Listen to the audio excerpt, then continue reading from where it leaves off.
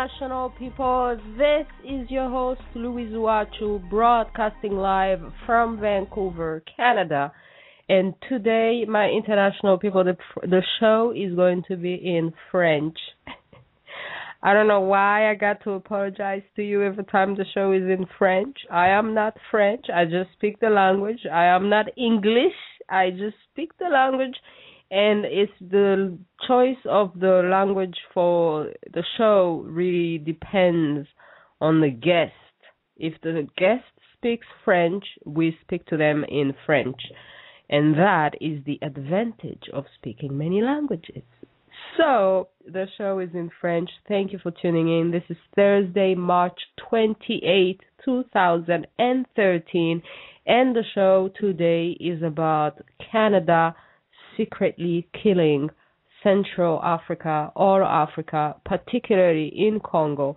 And we're speaking to Congolese writer, political analyst, Patrick Mbeko.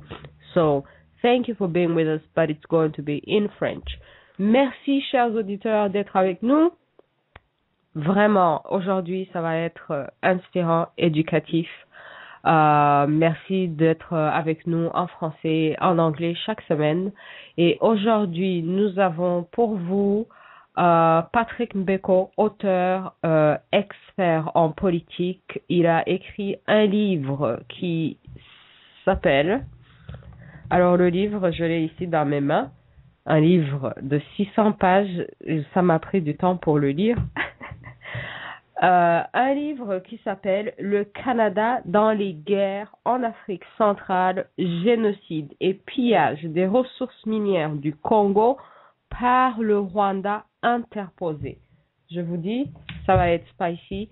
On remercie déjà Patrick Mbeko d'avoir eu le temps de venir sur le UNI Talk Show nous parler. Bienvenue dans le show.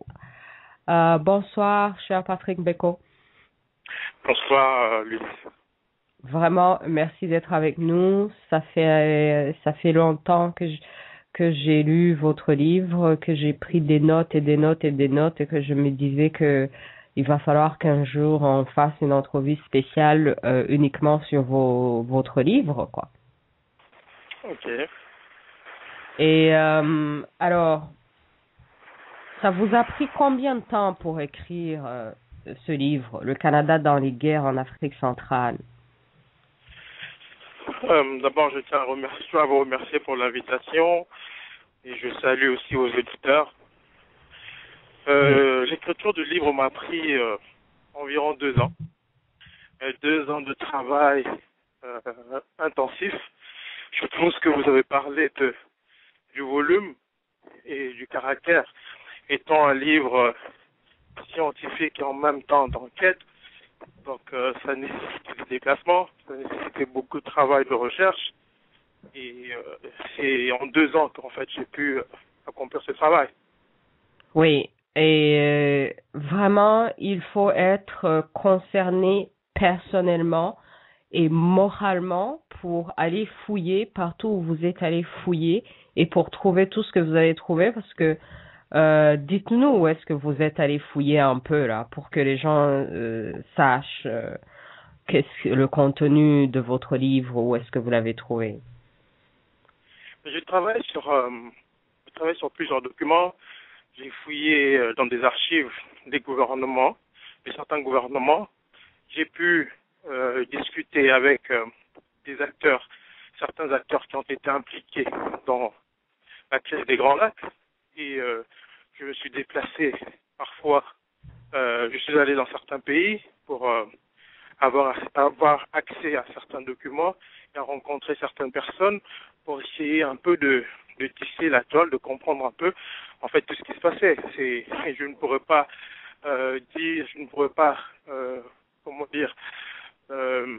élaborer sur tout ça parce que ça a été long, ça a été parfois compliqué, complexe, mais je pourrais dire qu'il fallait travailler sur des documents d'archives, il fallait se documenter dans des livres, lire des rapports, lire des milliers de pages,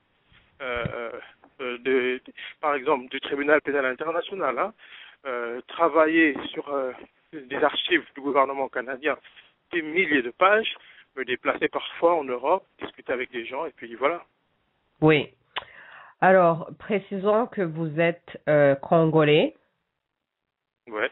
Vous êtes 100% congolais, là. On va pas un jour découvrir que vous n'êtes pas... Je suis 100% congolais. Ok. Non, mais c'est parce que ces jours-ci, il y a comme un problème de nationalité. Il y a certaines personnalités qu'on dit qu'ils sont congolais, surtout dans le conflit entre le Rwanda et le Congo, qui sont pas réellement congolais. Et d'ailleurs, dans votre livre, vous parlez même du président actuel du Congo qui a Oui. dit qu'il venait d'une ville, une ville qui n'existe pas réellement au Congo. Donc, il y a comme une crise un peu sur la citoyenneté congolaise, donc qui est effectivement due à tout ça. Donc, on veut juste s'assurer que vous êtes un vrai Congolais. Ouais, non, je suis un vrai congolais, 100%, même 1000%, je dirais. Ok. Et puis tout ça, surtout, c'est parce que aussi vous avez en quelque sorte révisé l'histoire, que ce soit l'histoire du Rwanda par rapport au génocide, que ce soit l'histoire du Congo par rapport à la guerre. Donc, réviser l'histoire. Si vous aviez été rwandais, là, vous serez déjà accusé, vous serez déjà en cours, vous serez déjà poursuivi parce que vous avez en sorte révisé l'histoire. Oui, je dirais que je ne suis pas rwandais, mais il y a eu des réactions parfois assez violentes de certaines personnes qui ont été quand même choquées après avoir lu le livre. Je peux comprendre cela, mais mon rôle à moi n'était pas d'écrire un livre pour m'attaquer ou pour défendre qui que ce soit. Pour moi, c'était les faits qui comptaient. Donc, je suis parti en fait d'un point A en essayant de comprendre ce qui se passait. Parce que comme moi, j'ai commencé mon travail, j'ai commencé mon enquête, j'avais une certaine idée de ce qui se passait, mais je ne comprenais pas toujours toute la problématique dans son ensemble. Et donc, il fallait partir du Rwanda, essayer de comprendre ce qui s'était passé au Rwanda, étant donné que la situation congolaise était la suite logique de ce qui s'était passé au Rwanda. Et donc, en enquêtant sur le cas rwandais, je me suis rendu simplement compte que tout ce qui se dit sur ce drame n'avait rien à voir avec la réalité. Et je suis parti des documents et certains faits, et à tout cela, j'ai ajouté mon analyse personnelle, et ça a donné le résultat que vous avez dans ce livre, bien entendu, a beaucoup choqué, mais en même temps, ça a aussi conforté dans la mesure où certaines personnes ont quand même compris que, bon, que les faits ne sont pas ce qu'on semble nous présenter, et qu'à partir de ce que j'ai présenté, on peut maintenant avoir une idée claire de ce qui se passe aujourd'hui au Congo et même dans toute la région des Grands Lacs. Donc, le rôle, je veux dire, de l'intellectuel ou du chercheur, ce n'est pas de défendre une vérité ou de s'attaquer à qui que ce soit, c'est d'établir des faits, vérifier et attester. Et tout ça dans la rigueur du travail. C'est ça la rigueur du travail intellectuel, en fait. Donc voilà. Oui, en tout cas, félicitations pour cet excellent travail d'intellectuel. Parce que moi, je suis rwandaise et il y a personne du côté des Rwandais qui a fait ce genre de travail pour essayer de comprendre la tragédie. Nous sommes toujours bloqués dans nos conflits de Hutu et de Tutsi, dans nos conflits ethniques. On n'arrive toujours pas à aller au-delà du Rwanda pour faire le travail que vous avez fait justement, qui est de voir qu'est-ce qui se passe réellement. Alors, avec vous, on va aller au-delà de tout ça et on va alors savoir le rôle du Canada. Oui. Le titre de cette émission aujourd'hui, le Canada se cache pour tuer le Congo. Alors là, on va comprendre exactement comment est-ce que le Canada se cache pour tuer le Congo, à commencer par le rôle du Canada dans l'assassinat des chefs d'État dans la région des Grands Lacs.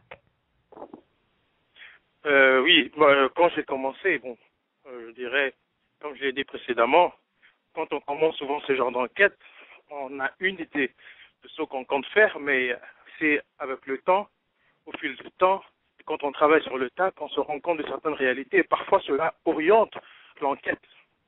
Et moi, dans mon cas, j'étais d'ailleurs très surpris, d'abord, de constater que le Canada avait pris part dans l'assassinat du premier chef de gouvernement du Congo, Patrice Emery Lumumba. Et quand j'ai continué l'enquête, je me suis rendu compte que la politique canadienne qui a été mise en place en 1960 est la même qui a été rééditée dans les années 90 quand la crise des Grands Lacs a éclaté avec l'invasion du Rwanda par le FPR de Paul Kagame le 1er octobre 1990. Je constate simplement que la politique canadienne qui a été mise en place au Congo en 1990, en 1960 plutôt, est la même qui a été appliquée en 1990.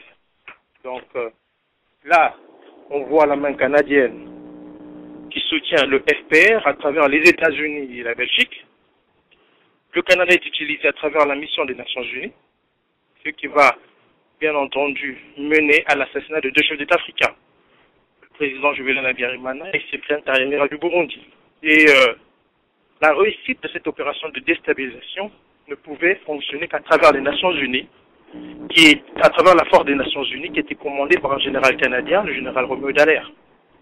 Donc, c'est la même chose en fait qui s'est passée en 1960 quand un officier canadien de la mission des Nations Unies a appelé le colonel Mobutu pour lui expliquer, pour lui montrer où se trouvait le premier ministre Patrice Emery Lumumba, faciliter sa capture et plus tard son assassinat. Donc c'est comme cela que le Canada a appliqué sa politique et c'est cette politique qui a mené à l'assassinat des dirigeants dans la région, comme vous le disiez. Oui. Voilà. Alors, rappelons aux gens qu'on est présentement au Canada et qu'au Canada, la loi dit que c'est illégal de vouloir changer le gouvernement canadien par la force. Mais là, vous êtes en train de dire que le gouvernement canadien, lui, opère sous la table pour changer les gouvernements africains, en l'occurrence ceux des Grands Lacs, de force.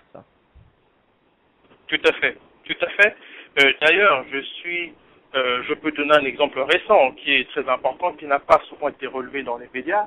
C'est l'implication, par exemple, du Canada dans la déstabilisation de la Libye à travers l'OTAN. On semble oublier que c'est un général canadien, encore une fois, qui assumait le commandement de l'OTAN en Libye. Et le Canada a pris une part importante dans la déstabilisation du gouvernement libyen, du gouvernement du feu Muammar Kadhafi. C'est le Canada qui a fourni des équipements électroniques qui ont permis, en fait, aux troupes terroristes du CNT de traquer le colonel libyen. Mais ce sont des choses souvent qui ne sont pas portées à la connaissance du grand public. Et donc le Canada fonctionne comme ça. Et on peut donner des tas d'exemples, même si vous allez aujourd'hui, excusez-moi, je vais essayer d'ouvrir une parenthèse, vous allez en Amérique latine, c'est toujours pareil, ce sont des Canadiens. Les Canadiens ont participé à la déstabilisation de plusieurs gouvernements, à l'Inde et tout le reste. Donc à chaque fois qu'on voit la main de la CIA ou la main américaine, il faut toujours savoir que le Canada n'est pas loin.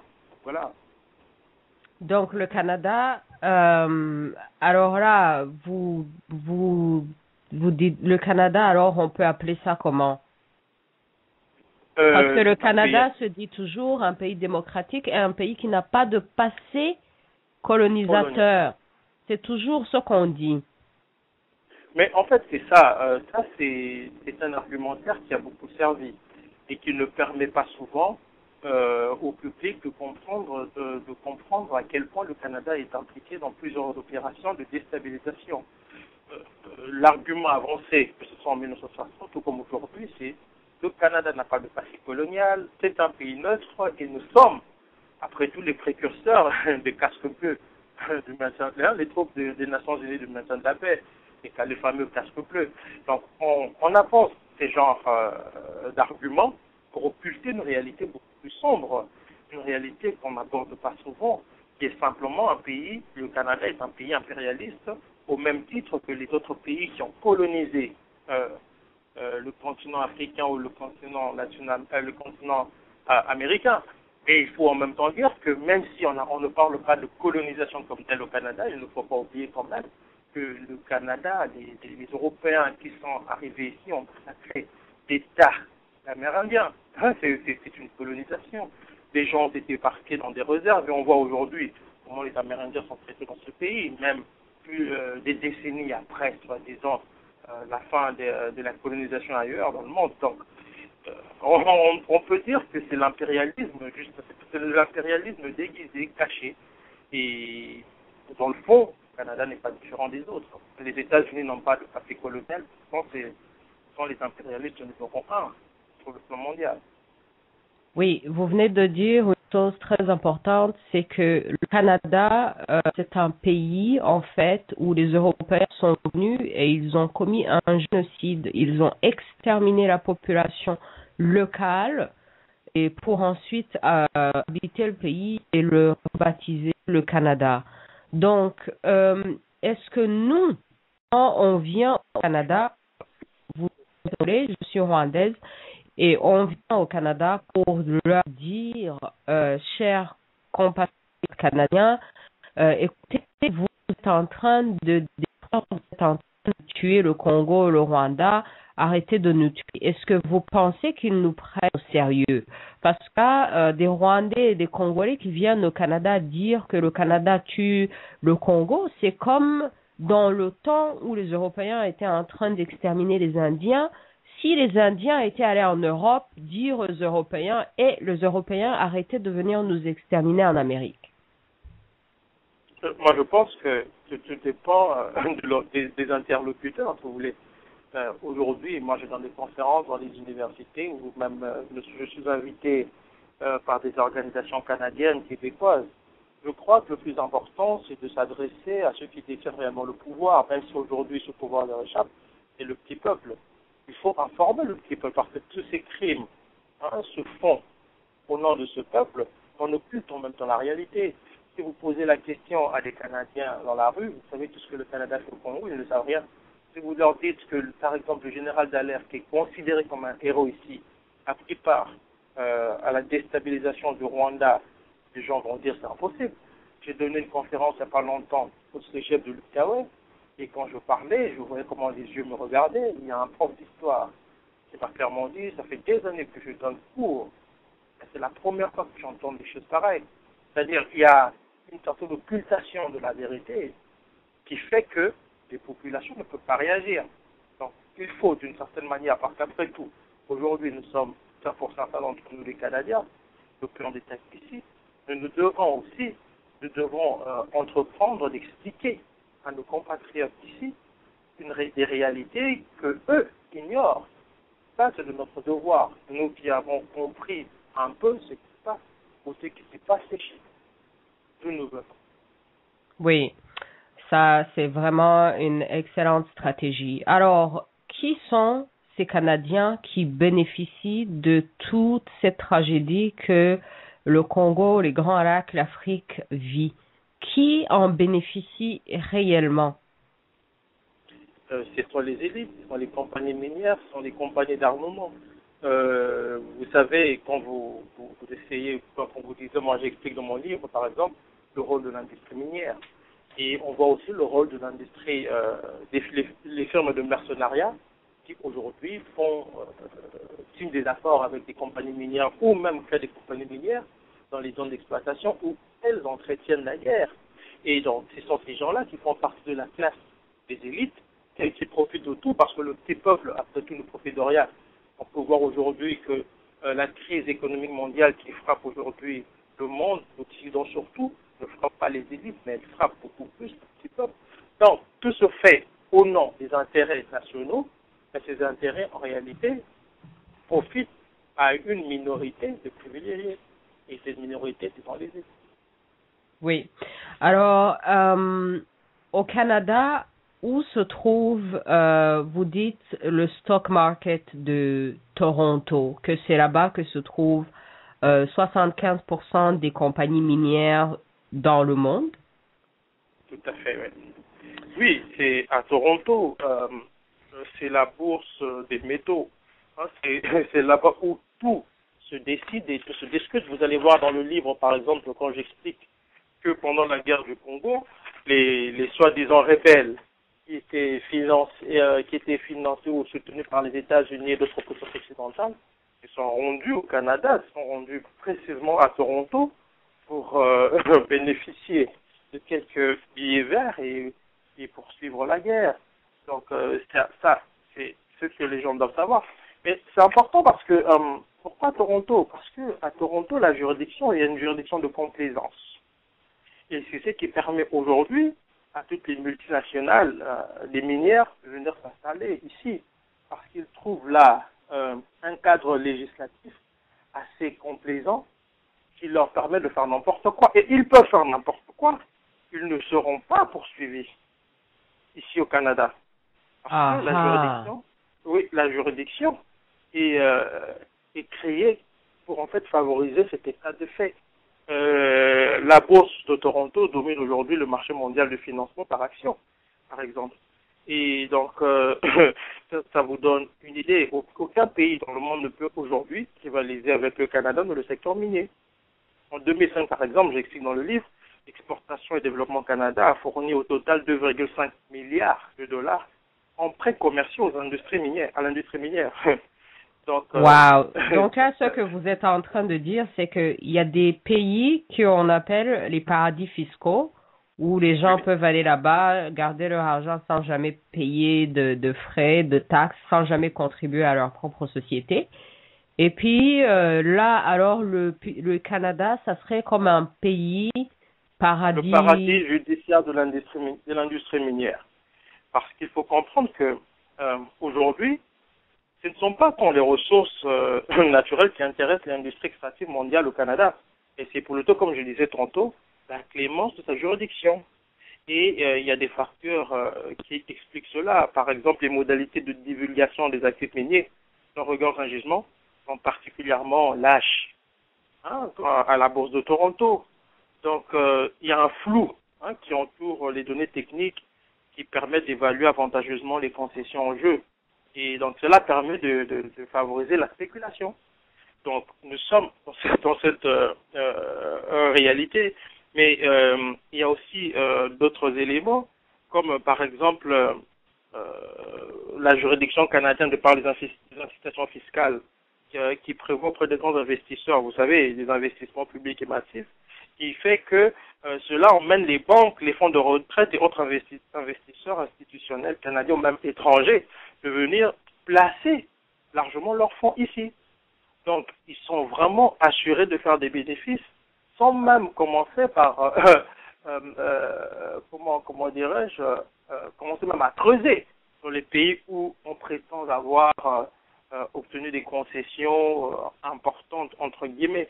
Donc il y a toute une série de facteurs assez mafieux, on peut dire, qui permet aujourd'hui à monsieur tout le monde, en tout cas l'industrie minière mondiale, de venir se régaler, de venir s'établir au Canada. Donc nous avons ici un véritable paradis judiciaire.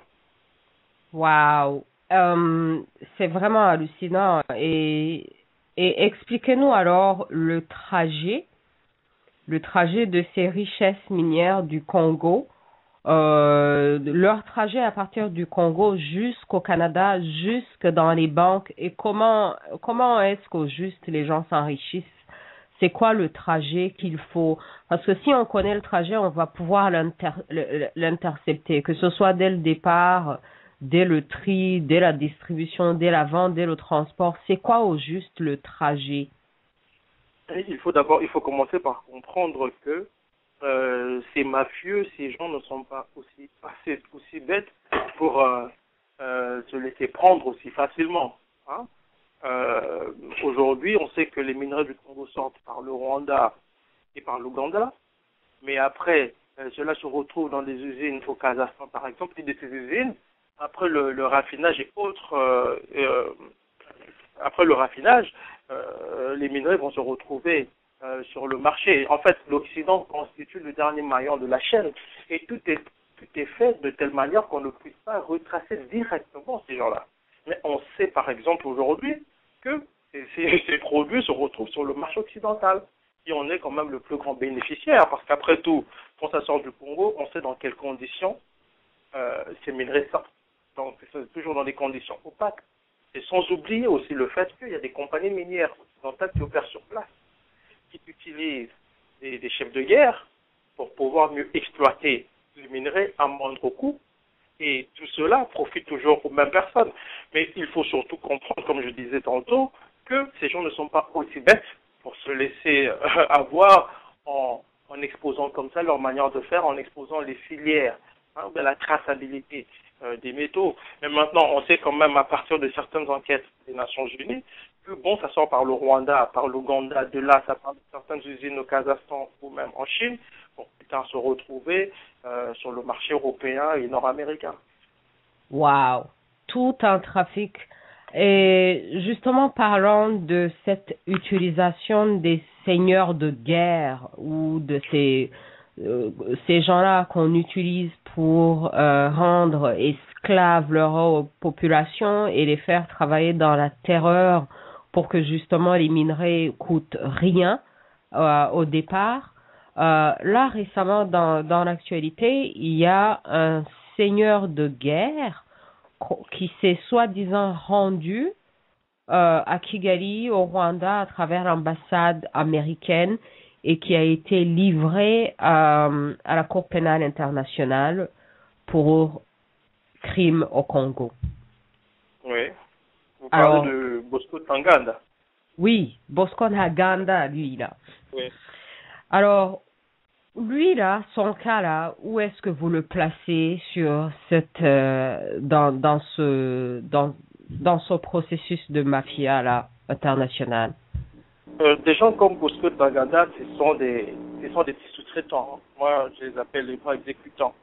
Il y a toujours des maîtres au-dessus qui tirent les ficelles. Donc, si on part de la logique, de la hiérarchisation du pouvoir, on a au sommet des multinationales, juste en bas des dirigeants occidentaux, des dirigeants politiques occidentaux, et après il y a des dirigeants africains qui, dans le cas du Rwanda et de l'Ouganda, jouent des sous-traitants de ces intérêts occidentaux, et juste en bas, il y a des gens comme des Bosco Ntaganda qui en fait sévissent sur le terrain pour le compte en fait de cette chaîne, de ces élites, compradors et puis des élites financières.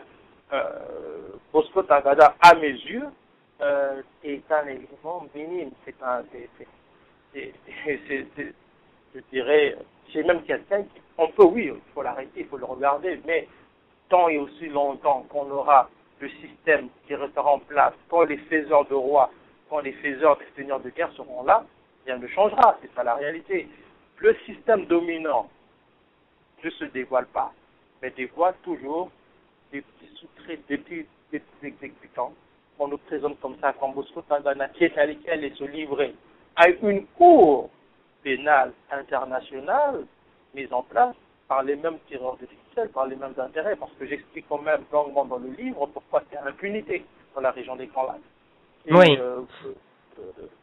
Laurent Kunda avait dit un jour que les grandes puissances ne prendront jamais la peine de créer un tribunal pour le Congo, par exemple, ou de pousser à la mise en place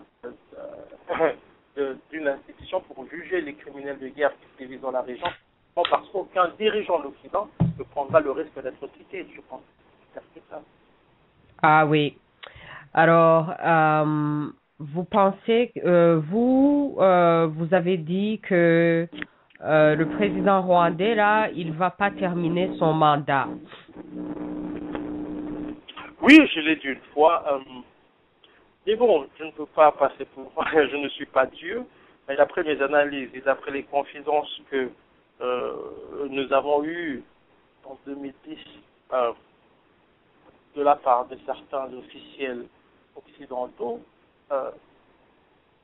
tout porte à croire que ce monsieur qui fait la beau temps ne finira pas son mandat. Mais bon, encore faut-il comprendre que les jeux d'alliance changent au fil du dénouement sur le terrain. Les stratégies parfois sont modifiées. Et aussi longtemps qu'il perd, on peut toujours le maintenir. Mais rien ne garantit qu'il reste là pour longtemps parce que pour les puissances occidentales, il est question d'intérêt et non d'amitié. Et donc, tous ces chefs d'État africains, des gens comme Paul Kagame et le reste doivent comprendre que l'heure viendra. Peut-être son mandat ne finira pas, Mais bon, moi je le crois et je l'espère. En tout cas, les populations des Grands Lacs l'espèrent. Il en reste à voir ce que décidera l'avenir, le destin en fait, ce que le destin décidera. Oui. Alors là, les populations des Grands Lacs sont comme des prisonniers de ce système. On entend ces histoires d'horreur de ces femmes violées et de ces enfants massacrés.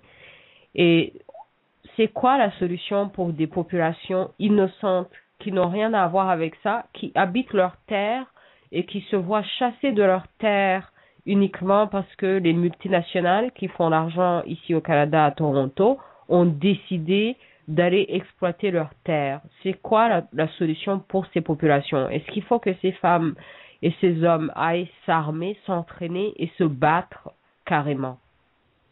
Mais en tout cas, les populations Grands Lacs, les populations africaines de partout où sévit en tout cas l'impérialisme occidental, ces populations doivent se battre, elles doivent résister. Il n'y a aucun choix. Le système ne laisse pas de choix. On ne négocie pas avec le système parce que ce système ne comprend pas le langage de la négociation.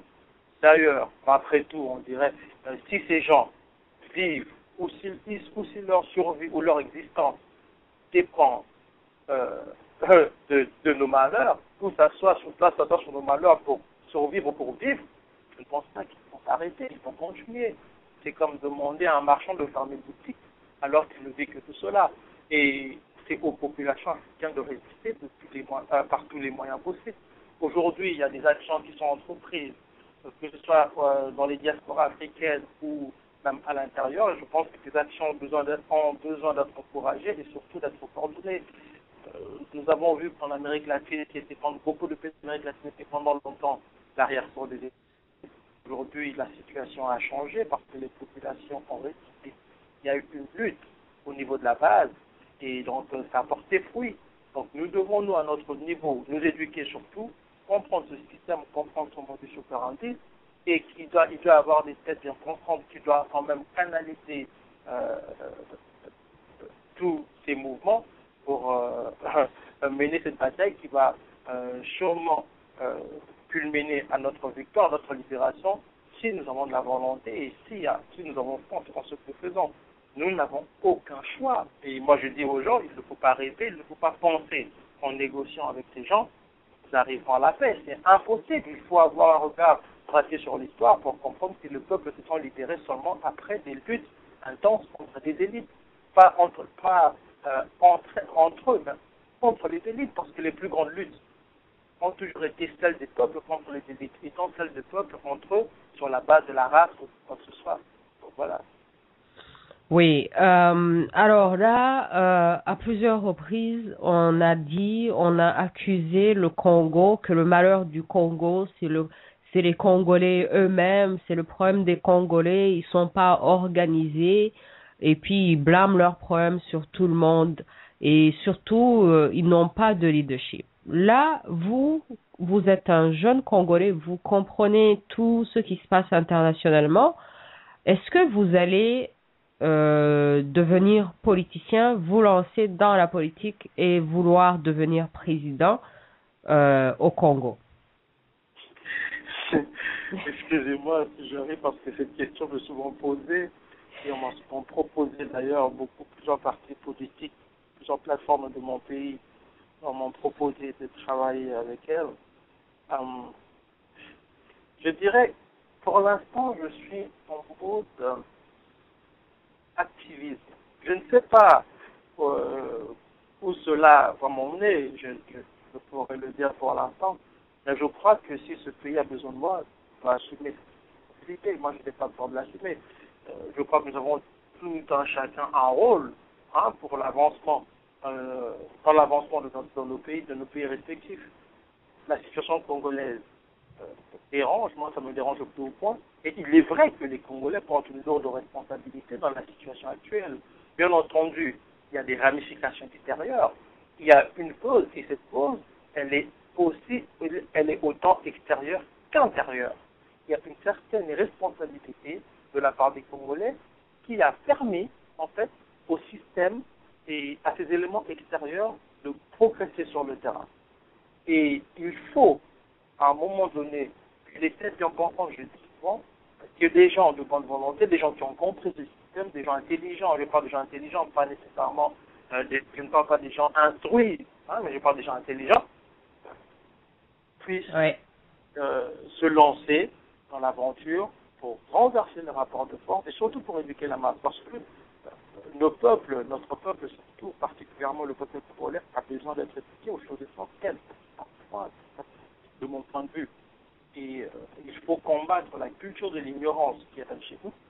Et comme j'ai l'habitude de le dire, seule la connaissance engendre la révolution ou les révolutions. Et moi, en tout cas, en ce qui me concerne, si Dieu me prête vie, si je vis encore longtemps, peut-être qu'un jour, je me retrouverai à travailler pour l'avancement de ce pays, pourquoi pas. Oui, excellent. Et entre-temps, comment est-ce que, c'est quoi au juste que vous voyez arriver? Par exemple, on a un problème de frontières. Les gens, ils parlent toujours de la redéfinition de frontières, même du Congo, ou que le Congo, toute cette guerre, tous ces problèmes, toute cette déstabilisation dans la région des Grands Lacs, que c'est en fait pour redéfinir les frontières, rediviser le Congo. Donc, d'après vous, le Congo va jusqu'où? Et s'il faut une unité de toute la région, cette unité comprend qui? D'abord, les frontières, l'Union africaine avait déjà statué que bon, on ne va pas revenir sur les frontières. Hein, on va s'atteler à garder les frontières telles qu'elles sont aujourd'hui. Mais il y a aussi une chose, c'est que les populations africaines, qu'elles le veuillent ou pas, doivent s'entendre. Parce que ce qui nous arrive aujourd'hui, la situation actuelle a engendré beaucoup de haine. Il y a beaucoup d'accumulation de haine des uns envers les autres. Et moi, je pense que cela sert avant tout l'impérialisme. Parce que quand les puissances occidentales instrumentalisent les chefs d'État, tous les dirigeants africains, c'est parce qu'elles savent que cela va aussi créer des frictions entre les populations. Ainsi, on peut bien les manipuler à dessein. Et donc, nous devons d'abord nous entendre, de mettre de côté nos différends. Mais voyez-vous, pour que tout cela arrive, il faut que nous commençons par comprendre ce qui se passe. Parce que les haines aussi sont dues non seulement à la situation sur le terrain, mais surtout à la méconnaissance des enjeux et à l'ignorance de la réalité.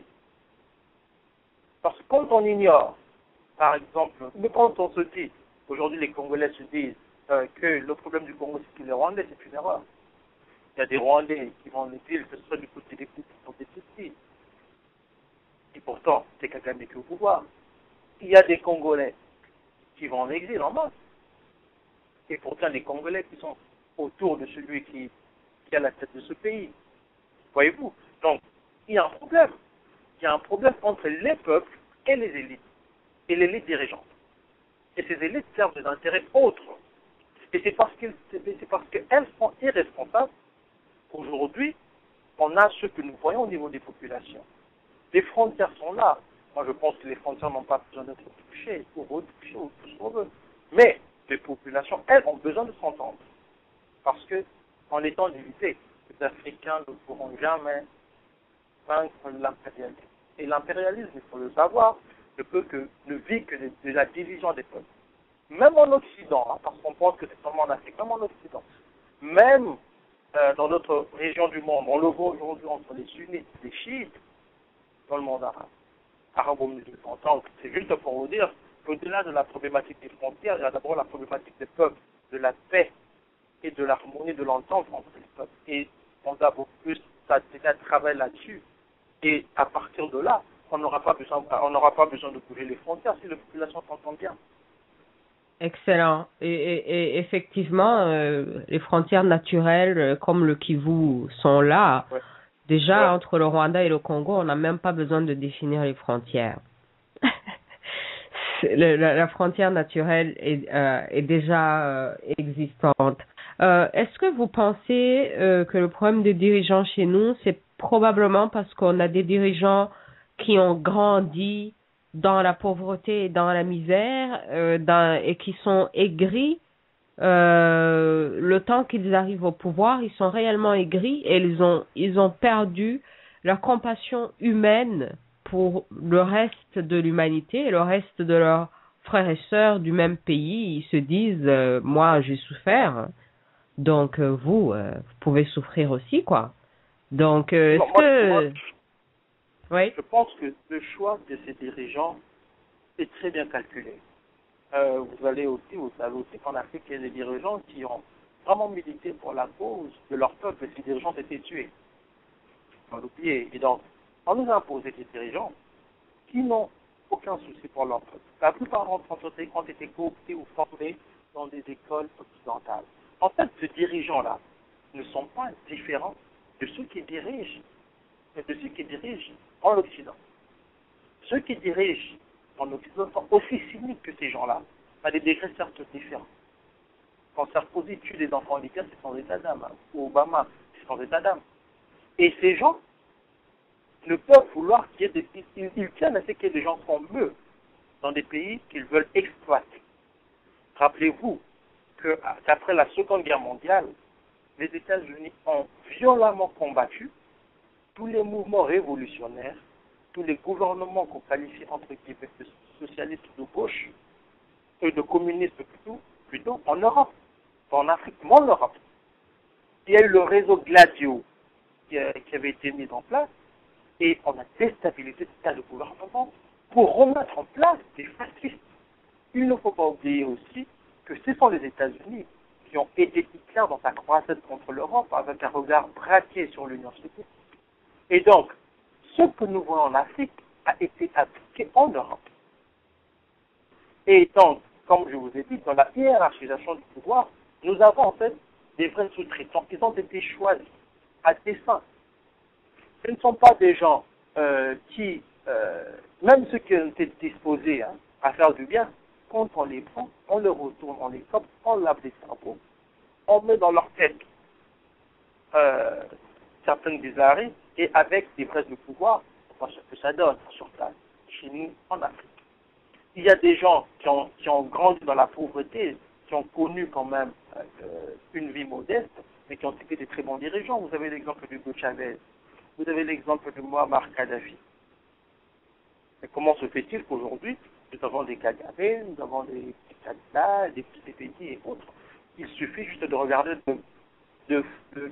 d'analyser leur parcours pour comprendre en réalité que ces gens, s'ils étaient des gens qui militaient vraiment pour leur peuple, avec le temps, ils ont été cooptés, ou alors ils sont passés par un système qui les a conditionnés d'abord à servir des intérêts autres, et avec l'usage de pouvoir, comme je le disais, ils sont devenus pires que leurs maîtres.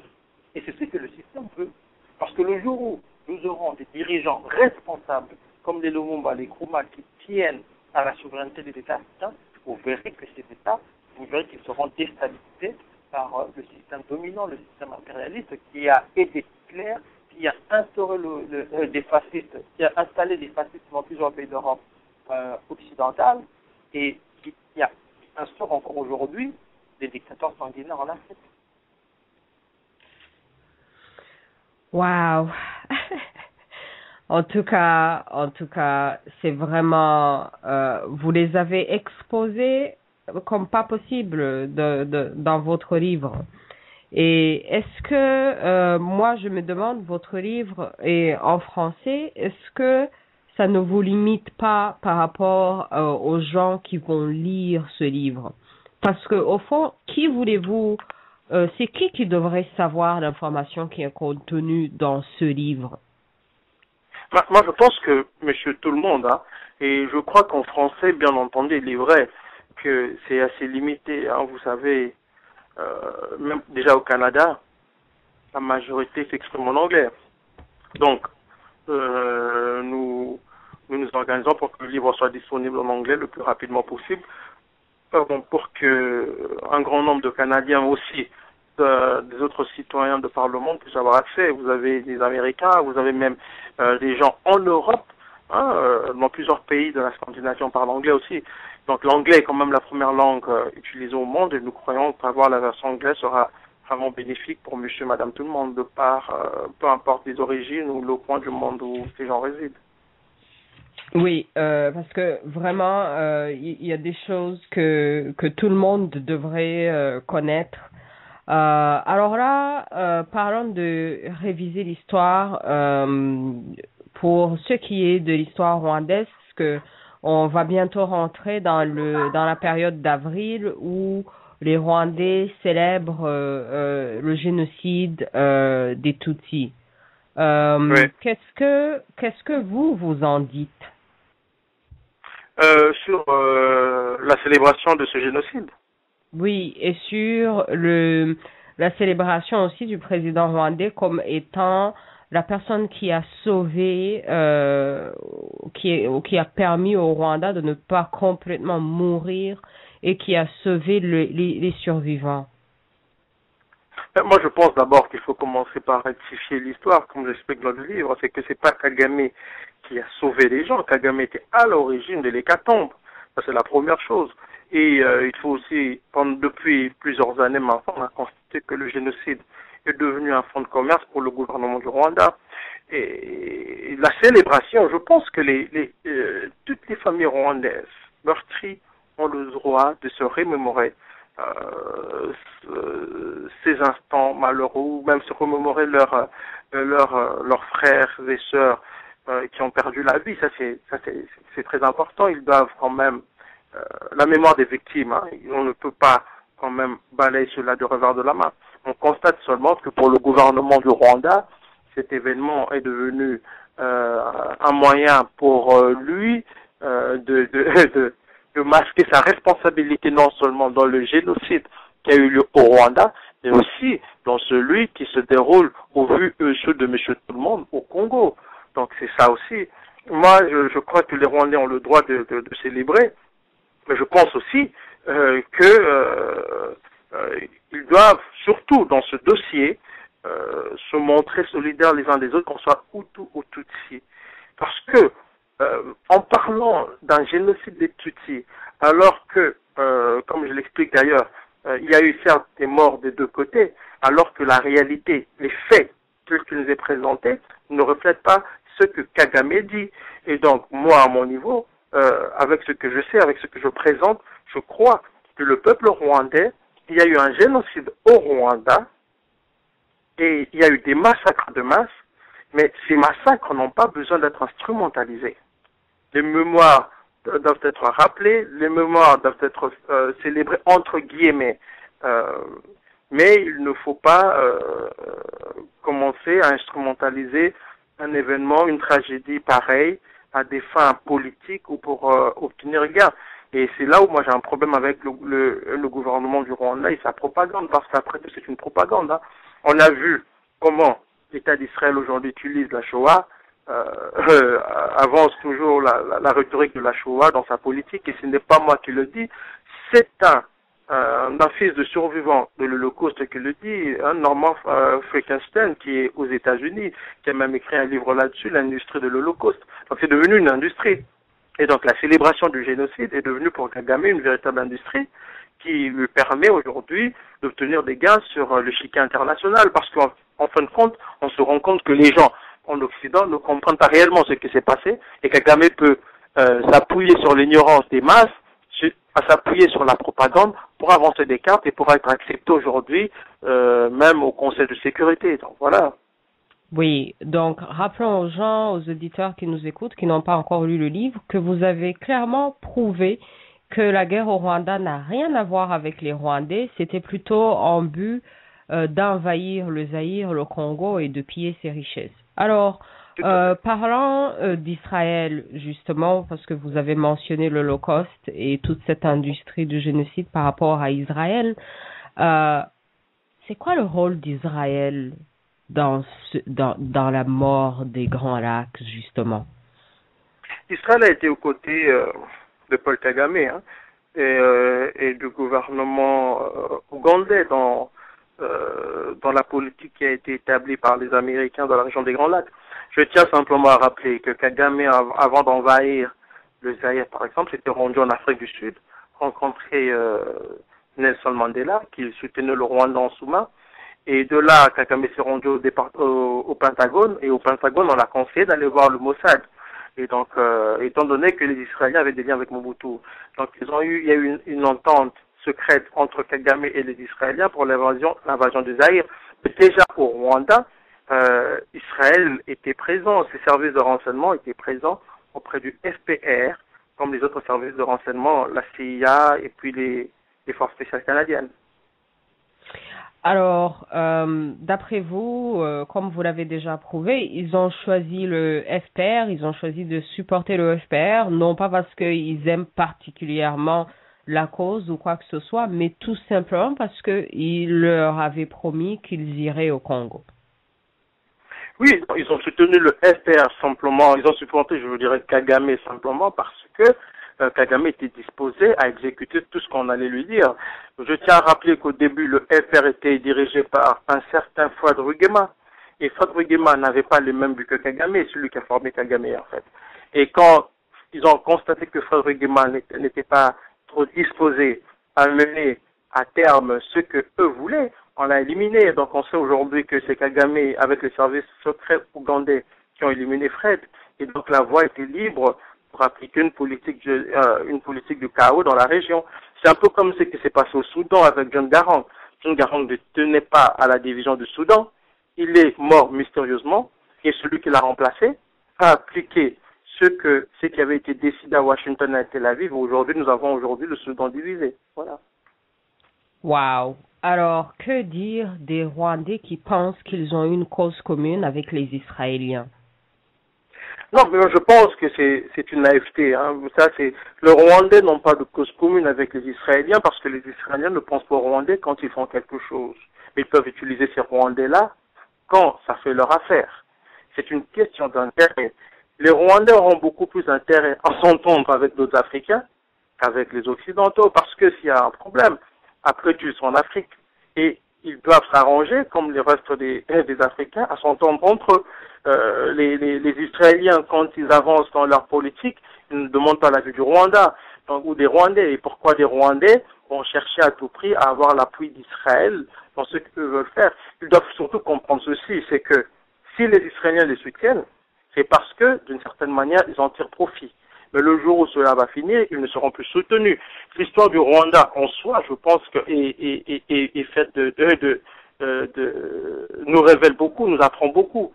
Hein? Quand vous regardez les Belges qui ont soutenu pendant longtemps le régime monarchique, pour plus tard le lâcher, soutenir les Hutus, et après lâcher les Hutus encore une fois pour soutenir Paul Kagame et les siens, donc ça doit donner matière à réflexion au peuple rwandais dans leur ensemble. Oui, qu'ils vont bientôt le lâcher pour soutenir encore l'autre parti. Mais alors, qu'est-ce qu'ils vont vouloir de l'autre parti puisqu'ils ont déjà eu le Congo? C'est ça la question. Mais le problème, aujourd'hui, il ne faut pas juste lire la problématique et la limiter au niveau du Congo. Je pense dans le livre, j'explique aussi, j'ouvre une petite parenthèse sur le cas tanzanien, sur le cas kenyan, sur le cas soudanais, et avec la politique aujourd'hui appliquée par Barack Obama, il faut voir ça de manière beaucoup plus globale. Donc il y aura des politiques de déstabilisation non seulement de toute la région, mais elles vont s'étendre, ces politiques de déstabilisation. Donc on ne va pas se limiter seulement au Congo. Le Rwanda, bien entendu, va jouer un rôle au niveau du Congo. Mais vous voyez dans mon livre, j'explique par exemple qu'il y avait quand même, il y a un regard braqué sur le Congo-Brazza, il y a un regard braqué juste même sur un pays comme le Zimbabwe. Donc ça donne matière à réflexion. Le Rwanda, si je peux faire un parallèle, le Rwanda c'est un peu comme le Qatar du Moyen-Orient. Aujourd'hui, ce pays est utilisé par les États-Unis pour déstabiliser plusieurs États. On a vu la Libye. Aujourd'hui, on parle de la Syrie. Le ministre qatari avait clairement menacé l'Algérie. Il a dit aux Algériens, écoutez, si vous continuez, vous serez peut-être les prochains. Hein, sur la liste. Donc c'est un peu ce que fait le Rwanda. Il faut comprendre ceci, c'est que le Rwanda n'est qu'un sous-traitant, c'est le bras exécutant de ces gens. Donc ils peuvent changer d'allié. Hier c'était le Zaïre, on semble l'oublier, que c'était le Zaïre de président Mobutu qui était la plaque tournante des activités des services secrets occidentaux, notamment la CIA, dans toute la région. Donc le centre de gravité a changé pour aller en Ouganda aujourd'hui c'est au Rwanda, ça peut toujours changer, tout dépend de ces impérialistes-là, mais c'est aux populations africaines de demeurer vigilantes, d'autant plus que nous sommes rentrés dans une période de turbulence avec cette crise qui ne pourra culminer que dans des guerres sans fin, parce que le système se nourrit des guerres, des tragédies, et c'est comme ça qu'on bâtit des fortunes.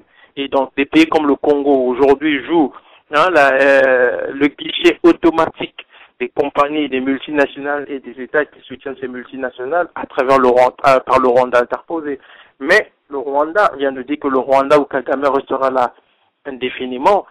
Si les Occidentaux veulent changer de politique ou utiliser un autre acteur, ils vont chercher, ils vont en trouver sûrement et ils vont l'utiliser. Wow. En tout cas, Patrick Mbeko, merci beaucoup d'avoir été avec nous. Alors, le livre, c'est Le Canada dans les guerres en Afrique centrale, génocide et pillage des ressources minières du Congo par le Rwanda interposé. Où est-ce que les gens peuvent trouver votre livre? Il ne nous reste que 2 minutes. Où est-ce que les gens peuvent trouver votre livre et quelles sont vos activités pour que les gens viennent assister à vos conférences et comment est-ce que les gens peuvent vous contacter? Il y a aussi l'organisme Friends of Congo. Qu'est-ce que vous planifiez de faire avec eux? D'abord, le livre est disponible, je commence par dire sur Amazon.ca. Au Canada, c'est à Montréal, les librairies KiCad, il y a la librairie Zone Livre au centre-ville de Montréal, il y a la librairie Olivieri. Actuellement, nous sommes carrément en rupture de stock pour une 3e fois.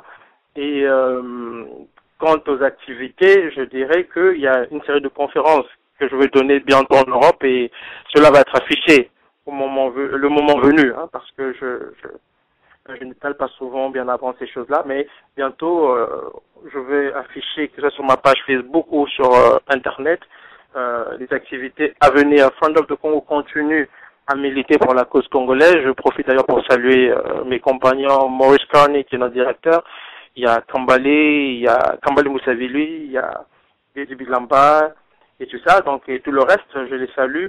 Je crois, comme d'habitude, vous savez, d'ailleurs, chaque octobre, nous avons le Congo Week qui se passe dans plusieurs universités, aujourd'hui plus de 400 de par le monde. Il y a aussi Kambale qui fait la tournée de plusieurs universités et écoles pour expliquer la problématique congolaise. Mais il y a aussi le mouvement Ingeta qui est important, qui est à Montréal. Et il y a une opération qu'on appelle le Somba Zongisa. Donc il suffit juste de consulter le site ingeta.com et vous aurez toutes les informations à ce sujet. Oui, alors ingeta.com, ingeta, ingeta.com. Alors, merci énormément d'avoir été avec nous. Est-ce que vous avez une dernière parole? Est-ce que vous avez un mot d'ordre? Qu'est-ce que vous dites à ceux qui nous écoutent et à ceux qui vont nous écouter? C'est quoi, qu'est-ce qu'il faut faire? Comment il faut agir? Dans quelle direction pour ceux qui veulent faire changer les choses? Je pense que chacun doit agir à son niveau, mais je prendrai surtout l'amour des uns et des autres. Je pense que l'Afrique en a énormément besoin. Nous avons besoin de nous aimer. Et c'est seulement quand on aime qu'on s'implique, parce que quand on n'aime pas, on s'implique pas. Et j'ajouterai aussi que ceux qui militent ne lâchent pas, c'est pas évident, c'est pas facile, c'est épuisant. Il faut toujours continuer à son niveau, mais tout doit être coordonné. Et dans tout ça, surtout, j'adresse une pensée particulière à toutes les femmes congolaises qui sont meurtries à l'est de notre pays, au peuple congolais meurtri et à la diaspora congolaise, et au peuple canadien, au peuple du monde entier qui aime le Congo, qui aime le Rwanda, qui aime l'Afrique. Comme l'a dit Lumumba, donc nous ne sommes pas seuls et nous trouverons à nos côtés les peuples de partout. Donc voilà, c'est dans l'amour que je vous laisse. Je vous aime beaucoup, je vous embrasse et surtout merci à vous pour l'invitation. Merci Patrick. Botenabino, comment on dit? On vous aime. Beauté. Ouais. Beauté. Et merci d'avoir été avec nous. Donc, on reste en contact. À bientôt. Merci beaucoup, Louise. À bientôt. All right. Alors, chers auditeurs internationaux au Canada et partout dans le monde, merci de nous avoir suivis. Patrick Mbeko, le livre s'appelle Le Canada dans les guerres en Afrique centrale, génocide et pillage des ressources minières du Congo par le Rwanda interposé. Et comme je vous ai dit, j'ai le livre dans mes mains, j'ai lu tout le livre, 600 pages et quelques. Vraiment, vraiment, pour tous ceux qui veulent connaître la vérité, pour tous ceux qui veulent agir dans la connaissance, qu'on arrête les émotions là. Parce que les émotions, ça ne va nous amener nulle part, ça ne va nous amener qu'à pleurer tous les jours et tous les mois, toutes les années pour ceux qui sont partis, alors que nous, on est encore vivants et que tant qu'on est vivant, on peut faire quelque chose. Alors j'encourage tous ceux qui nous écoutent à aller trouver le livre et faites que le Patrick soit encore sold out. Eh oui, trouvez le livre, trouvez la connaissance, trouvez la vérité et trouvez la liberté. Merci d'avoir été avec nous. De Vancouver, Louise Wachu, Muramuche, Murakoze, Murakarama, Mujire Imana.